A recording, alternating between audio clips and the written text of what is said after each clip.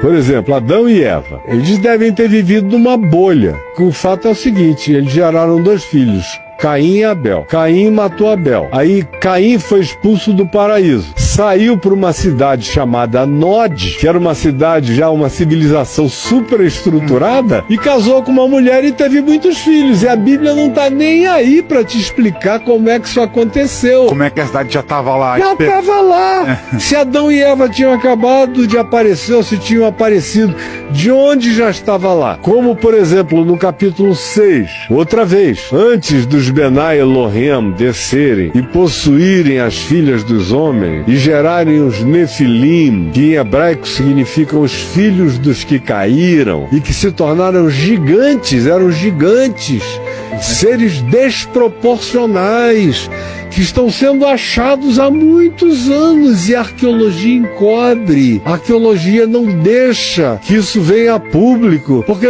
dá um trabalho danado reescrever a história humana inteira. Esse pessoal é preguiçoso, é conservador, é ortodoxo. Eles sentam em cima dos grandes achados arqueológicos, só que chegou uma hora em que não vai ser mais possível. E essa hora chegou. Todos os mitos dos povos contam a mesma história, só que a antropologia do século XX, na presunção positivista, racionalista do século XX e do século XIX, diz, não, isso é só mito da ignorância desses povos. Eles inventaram agora, não se comunicaram e inventaram tudo, coisas absolutamente iguais, sem Pangeia, já separados por oceanos intransponíveis, contaram as mesmas histórias, idênticas. E diz lá o texto de Gênesis, ora, naquele tempo havia gigantes na terra. E também depois que os filhos de Deus possuíram as filhas dos homens e com elas geraram os nefilins, que eram os gigantes. O texto de Gênesis diz que eles corromperam toda a criatura que rastejava sobre a face da terra, fizeram todos os experimentos possíveis na terra, no mar, onde quer que eles tenham encontrado criaturas vivas, eles as desconfiguraram. Aí é onde o livro de Enoque, que devia estar na nossa Bíblia, mas não está, foi uma decisão lá do imperador Constantino deixar de fora, mas está na Bíblia dos etíopes.